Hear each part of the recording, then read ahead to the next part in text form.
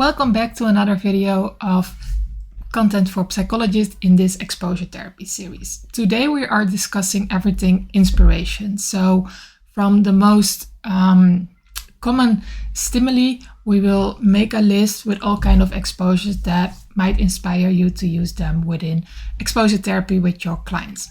So here you can see some of the categories that we're going to discuss, such as social stimuli, bodily stimuli, things about intimacy, and also metacognitive exposures. And I will also try to include often seen safety behaviors so that you can be on the lookout for them as well. So first of all, bodily focused exposures. So the conditioned stimuli are the bodily sensations, and you often see this within panic disorder, but also within things like emetophobia, or in more health-related anxiety. And here you can see a list of interoceptive exposures. So these exposures are designed to evoke bodily stimulations and sensations that look like things like a panic attack or a large anxiety. And one of the things that my first supervisor advised to me is to do them together with the client, so that it will be less of a social exposure for clients and more focused on the actual stimuli. And on my website, you can find the instructions both for clients and for you as a therapist with an easy table that you can download. And I think it is very important, especially with interoceptive exposures, to be on the lookout for safety behaviors. So, for example, some of the interoceptive exposures are to do hyperventilation exercises. And what could happen is that the client might be subconsciously breathing still quite shallow, so that it won't really help. Or, for example, with running in the place, they might say to themselves, this is just an exercise, or they try to focus completely on other things. So it is kind of important to make sure that the client is really focused on the bodily sensations that they're feeling. So you can also ask them like, okay, focus on what you're feeling, continue, or make your breathing deeper or faster.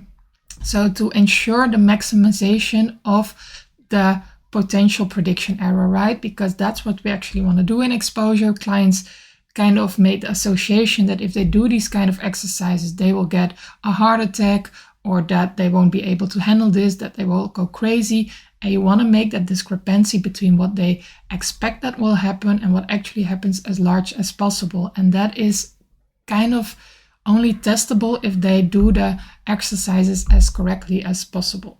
So here you can see some common safety behaviors, such as breathing techniques, checking bodily sensations during or afterwards. So you often see that if they have like a watch, or that they immediately want to drink water.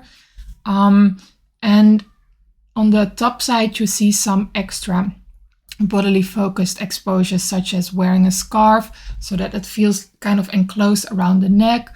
Heat-inducing exercises such as going to the sauna or heavy exercise.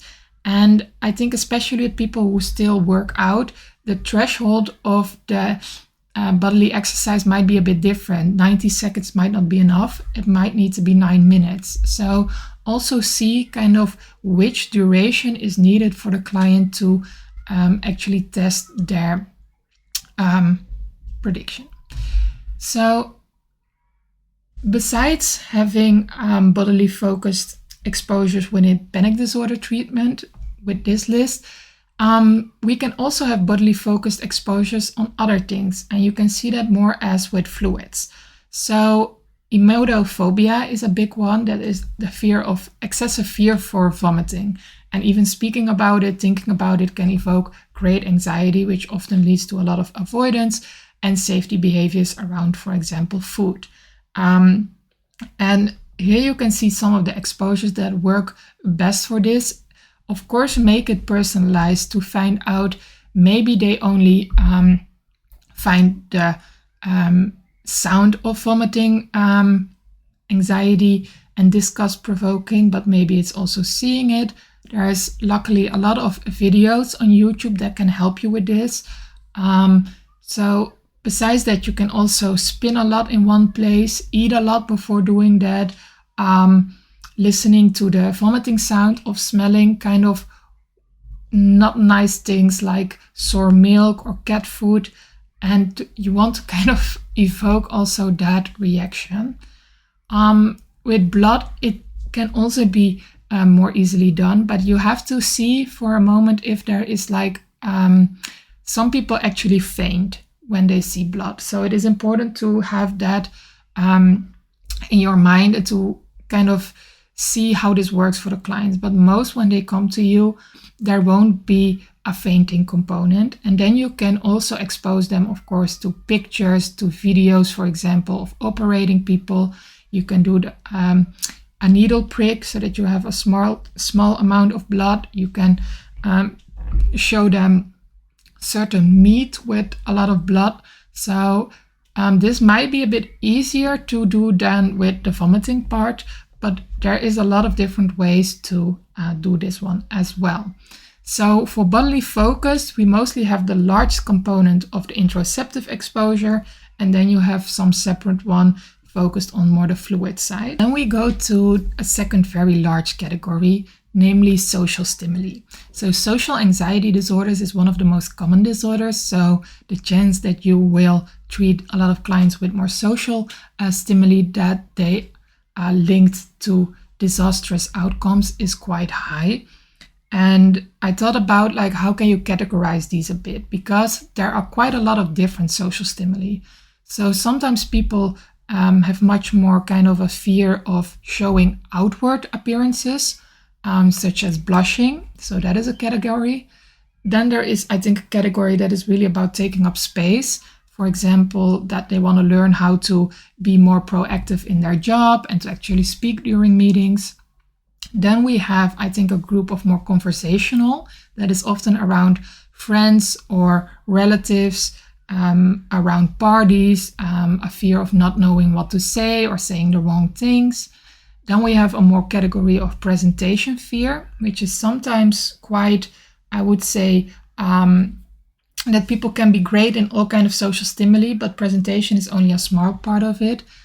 And we have a special category which we call rejection invoking. So this is not this is more focused on not doing exposure to the conditioned stimuli to see that their disastrous outcome won't happen. This is more directly exposure to the unconditioned stimuli to show that the disaster in itself might not be so bad as they think. So you can combine them to do them sometimes, and that is mostly with social anxiety, that you kind of want to do things that provoke rejection so that a client can learn, even when I experience rejection, I will still be able to handle that. And we call those shame exercises. So the first category is, for example, with outward appearances, and the most common ones are blushing or sweating a lot. And you can actually see what happens if you maximize those things, to put on blush or to actually make kind of sweat pads with water up front and see what happens. So you actually want to test if those things indeed lead to rejection. You can also have this idea of wearing a lot of clothes so that it will make you sweat. Or, for example, if it is more about trembling, you can make them actually do something while trembling and that they kind of register what happens actually. Then we have more taking up space. So you can pause this and read yourself. And I think you can practice it in various ways. So sometimes people come with that they want to learn to speak up at work. And it is mostly important to target your exposures to that environment. However, it might also be important to have several exposures that are in different contexts. So for example, in general, speaking up at a restaurant, making a large order, standing still in a busy road, not moving out of the way when someone comes to you. So there is a lot of ways you can actually learn to take up space also outside of the feared stimuli. You can do it in relationships, such as saying no, giving your opinion, expressing your likes or dislikes. And in work, you can really practice it more as you at the next meeting, you're gonna say 2 lines, or you're gonna ask a question, or you're gonna be the first to answer. You're gonna say no or yes to something that is proposed. So this is really about literally taking up space and learning that a client can actually handle that, and that it won't lead to the disastrous rejection, or that they will kind of sometimes it's much more like, I won't be able to handle all these eyes on me and I will start making a fool out of myself. And you can actually test if that happens and if that has worse consequences. Then we have conversations. So here you can see some exposures that can help in conversations, such as asking someone about a certain topic, being silent in a conversation, interrupt someone on purpose, saying something incorrectly. So this is really about kind of making mistakes, but also learning certain skills in conversations. And sometimes you might find out that clients also lack a bit of skill, and you can also practice it within therapy to kind of build up those conversational skills. And then we have presentations. With presentations, it also depends on which context, of course, but you can practice this within sessions that they make a presentation for you for a couple minutes, and you actually record it and watch it back together to score it on several points. This is part of the social anxiety protocol in the Netherlands. Also, you can ask them to give a presentation for friends, for relatives, at their job eventually. And I think especially with presentations and all the other kind of social stimuli is to be really on the lookout for safety behaviors. Because when it comes to things like presentations, sometimes people actually give them quite a lot in their job and still have this massive anxiety. So it won't necessarily be about facing that stimuli. There are probably a lot of safety behaviors that kind of prohibit the client in making the right conclusions about the safety, about the actual situation. And this is, maybe we can go to the safety behaviors first. So here you can see them. I think one that you often see is excessive preparation. So for a party that someone really thinks about who is coming, what can I ask them, how do they think about this, and actually rehearse that out loud. You see a lot of substance use. So alcohol is, I think, a very common one that people use within social stimuli. Actually having an escape plan so that they come to a party, but they already have like several ways that they can go out as fast as possible, such as standing near the exit or having an excuse ready or saying that they don't feel well. It can also be more non-verbal, such as avoiding eye contact or like doing a lot of, how do you call this, with your hands, making yourself very small, or like standing like this, or with like, you know, in the belt with the thumbs around the belt, seeking reassurance, like, didn't I make a fool out of myself? Am I okay? And bringing a safety person. So for example, only going to a party when there is a friend, only giving a presentation when your favorite colleague is there. So be really on the lookout for safety behaviors, because if you think about social anxiety, that is hardly avoidable. So most people with social anxiety still have social interactions on the daily. Like that is often needed in someone's job, with friends, even with the neighbors when you go to the supermarket. So the question is like, why haven't they learned that it is safe? And often that is because of all these tactics that they use. And in hindsight, they reason that the only reason why they weren't rejected is because they, for example, drank some alcohol and were more loose-lipped, or because they escaped after 10 minutes, or because they brought their best friend with them. So it is really important to be on the lookout for those. And a special category is the exposures directly to evoke rejection. So you're not focused on the conditioned stimuli, you're gonna focus on exposures that are actually about the unconditioned stimuli. So in general, that is often not the thing you want to do, because there can be quite of an ethical component, and also consent is important so that your client understands what you're doing. But there are a lot of ways that you can kind of do something that will evoke shame and probably leads to people look at you weirdly. For example, ordering things with a party hat on, walking backwards in the street, skipping in the streets, even though that should not be something that causes rejection, wear two different shoes, saying goodbye when you leave the bus and wave to everyone. Again, should not be something that evokes rejection, but in the current day and age, those things can be very weird to people. Going to the library and asking about a book for STDs, talking out loud in the silence coupe of a train, buying something. I often ask clients this one. So you buy something from in a shop and you immediately return it in the same line or with the same customer, with the same like person that helps you in the shop, and you can't make excuses for yourself. So you will actually want to learn that even if they will experience rejection, that they will be able to handle that as well. And sometimes people learn that rejection is not that bad. So that also is great for your goals with exposure therapy. Then we go to the third category, which you see often in agoraphobia, which is often combined with more panic disorder, so that there's a real fear of specific places. Often these can be places that are very crowded, such as the local market. It can be things that kind of are being locked so that it won't be so easy to escape, such as with an example of the cinema or an elevator. It can also be things that are not so easy to leave, such as the transport and unknown places. So people sometimes say, I am okay with going to the supermarket that I know or to go to the holiday that I know, but anything out of that is not possible for me.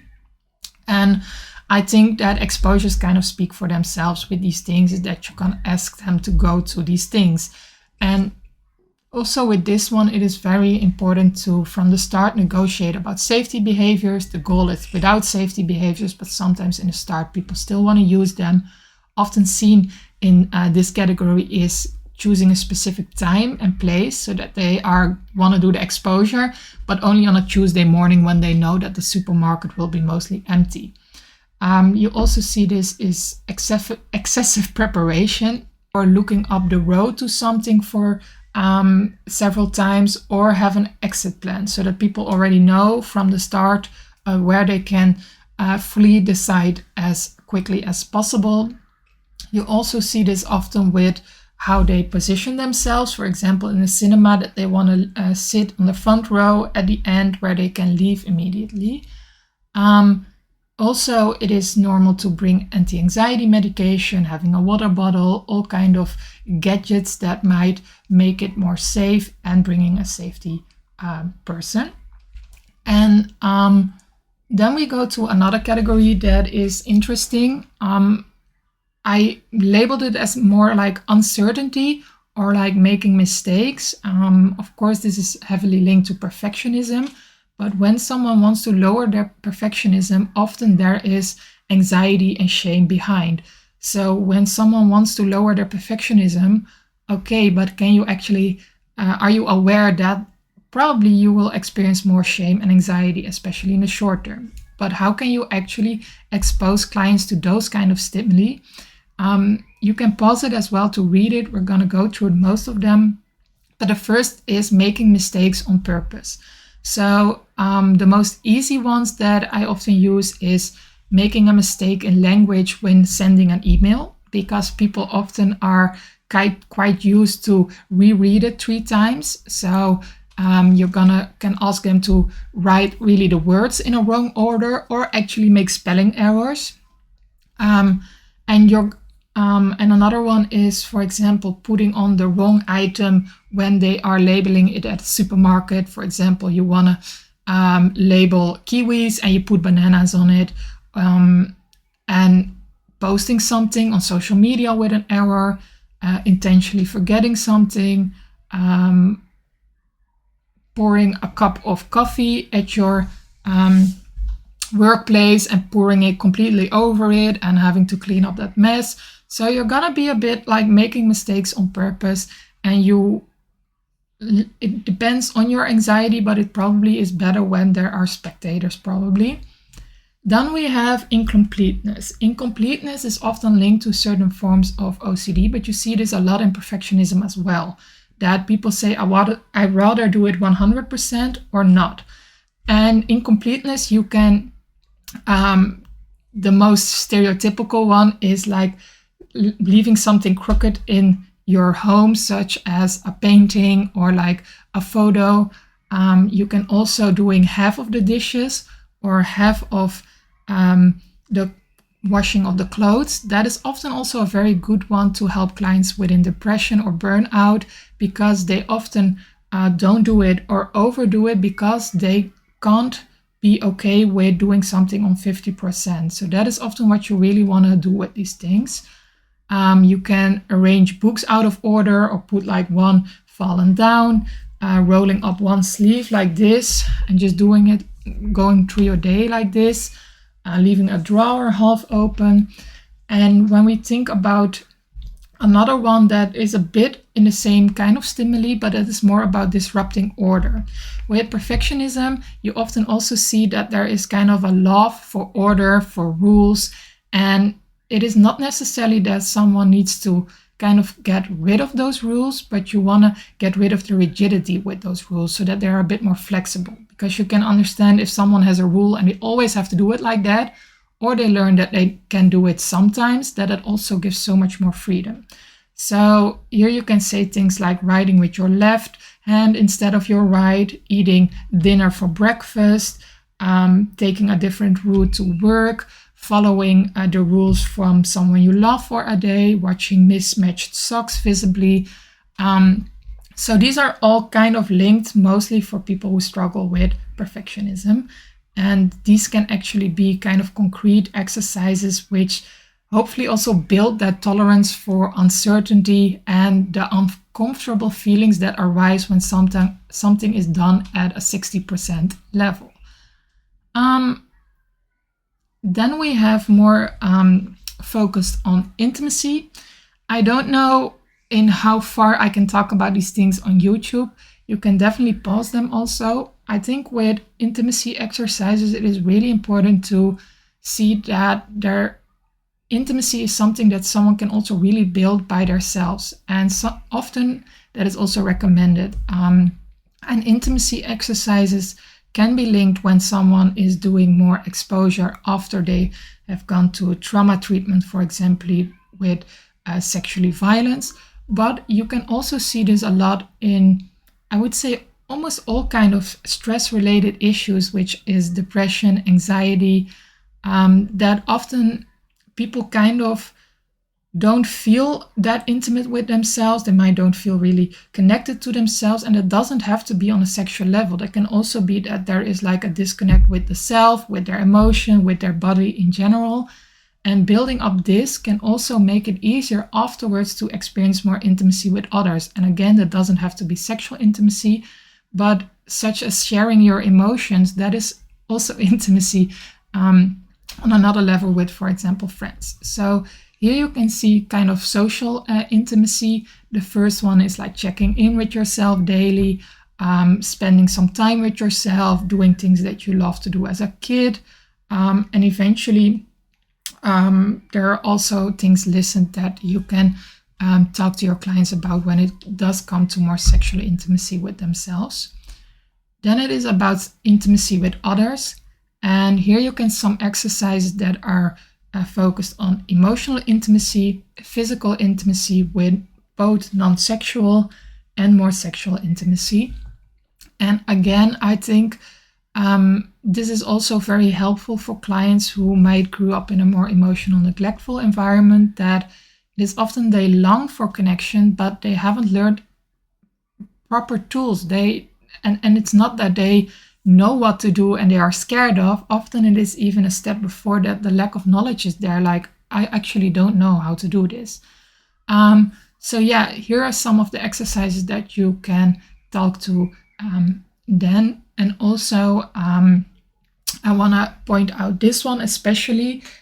This is more for trauma-related exposures after, I would say, that there has been processing of the trauma and people want to be more intimate, is that from what I've seen and heard, is that clients often kind of struggle with, I do want to be more intimate, but I find it very hard in the moment to discuss with my partner. On the other hand, you often have a partner who is very loving and caring and is like, I don't want to do the wrong thing. I don't want to step over boundaries. I don't know how to do this. And this can be a very kind of clear way of doing it in a way that in a moment that has nothing to do with the sexual intimacy, is that the person can really map out which parts of their body are green, which means it is okay for touch, yellow, which means I don't know it yet, we have to discuss it, and red are like off the table. And you can make this safety mapping like this with kind of more of a naked body, but can also be, of course, over clothes. So that you and the partner also know, like, okay, holding hands is okay, or touching here is okay, or here we have to talk about it. And I think that it gives a language for people to talk about these things with less words. So you don't have to be that verbal. And that is often easier for both partners to kind of work with a color system. And I will put this one on my website as well so that you can easily download them if you want to use them with clients. And just know that sometimes clients find it more uncomfortable to even map it on a naked person. So then you can also draw clothes on them first and then map the thing. And then we go to the last category, which we call metacognitive exposures. And what does that actually mean? Is that the thing that you're exposing someone to is a cognition.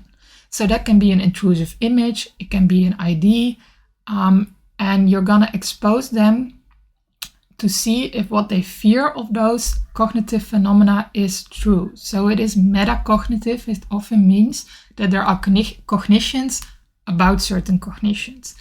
And you mostly see this within OCD treatment and generalized anxiety treatment. So first of all, in OCD treatment, of course, you're gonna do a lot of exposures directly to the intrusions. And intrusion exposure is that you can learn clients afterwards that they can actually see these exposures or think about the exposures without having to do the compulsions. However, often there are a lot of cognitive assumptions about these intrusions, such as even that I have these intrusions means that I will do it. So that we call a thought-act fusion. So people think that just because they have sometimes these horrible images about hurting someone, about doing things to God or the devil, that actually having these thoughts already means that they will do it. And that's a metacognition error. And you want to learn clients that when they expose themselves to these intrusions, they're not going to follow it up with actually behaviors. And you can do that directly with intrusion exposures. So you can ask them to draw it, to talk about it, and see if that actually makes them do it. But sometimes that might even be a bit too scary, or you want to kind of do exposures on this idea a bit broader. And then there are several designed specifically for this, and you can see them here. Because the idea is, again, that someone thinks that just because they are thinking it, it will actually lead to them doing it or making it happen. So one way to test this is by buying a lottery ticket and thinking with your client a lot, I'm gonna win this, I'm gonna win this. You're gonna ask them to buy the lottery and see what happens. Because if what they think about their intrusions would be right, it would also work in this way. Another category, which is often a bit more harder for people, but it can really help to grasp this phenomena, is you can start off more small, like let's just together really start thinking that we're gonna ruin your phone. You can put the phone here, or you can do it with any other object, like I'm gonna hurt you, you're gonna die, you're gonna go broke now, and see what happens. A step further is, for example, and this is only if they're consenting to it, but they can be so helpful to do these, even though they feel a bit cruel, is that this idea that, for example, they do this with a pet or even with a loved one. Like I had to do that also during my training, that we had to imagine that or we had to repeat that sentence that a loved one would die. And we had to repeat that a lot of the times and see if that happens. And it provoked anxiety, but it didn't happen eventually. And clients need to grasp that having these intrusions is not related to their behavior. And there are specific variants of this when it is more that they feel like even thinking this makes them a morally wrong person. And then you can also discuss this with, okay, what if I say, and then you're gonna name some horrible intrusions, does that make me a horrible person? Often people say that it won't be the same for other people. Or you can ask them to look up things from other people with OCD and see how they feel about that.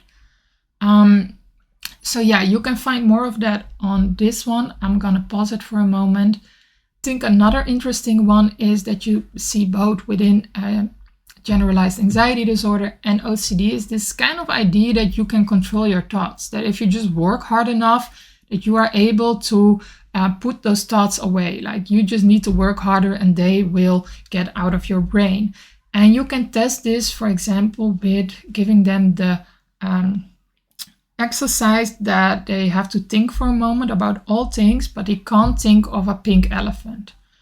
And then afterwards, you're gonna ask them how often they thought about the pink elephant. Often clients learn that that is indeed kind of out of reach. We can work with thoughts, but to completely delete them from our brain is just not a possibility. So they don't have to work so hard to kind of make that happen. Another one is what you see more within generalized health anxiety.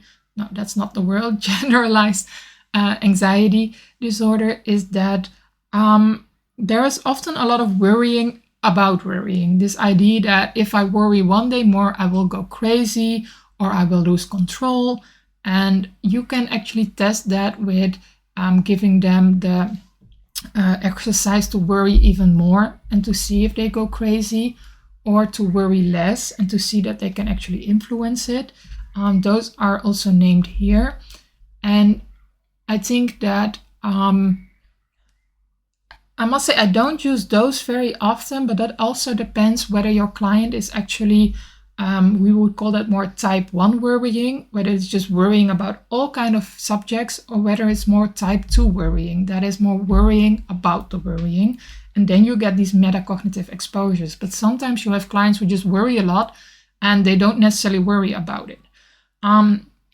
Then we have, and that's a different kind of category, which is more of memories, which is also a cognitive procedure or a phenomena, I must say. And you do that with exposure in vitro or with such things as EMDR or other trauma processing. But with prolonged exposure, you actually want to expose your clients to the memory so that they can learn that memory, that they can handle thinking about that memory. Often when doing it enough, the sudden emotion distress, the subject unit, I don't know how that word is, the subject unit, the emotional distress, that will lower as well. It is a bit of a different category compared to the other ones because that is all in vivo exposure and this is more in vitro, where you go back in time with an imagination exercise, but it can still be important to know about. So I hope that this will be helpful with kind of coming up with exposures for your clients. If you're starting with exposure therapy, this might also give an idea that even though there are a lot of different categories, the thing that you do is kind of a repetition of each other, but sometimes you need some inspiration. I will also combine all of these and put them as an inspiration list on my website. If you have other exposures that you think are great or you want to share them in the comment sections. And I'm happy that you're here and I wish you a great day. Bye! Thank you so much for watching this video. This is a quick reminder that on my website you can find free therapy forms for all kinds of modalities. They are easy to download in PDF. In Word, they don't have a specialized tag on it, so you can easily use them and also accustom them for your clients. When we are talking about exposure, you can find all these forms on there, both in English and Dutch.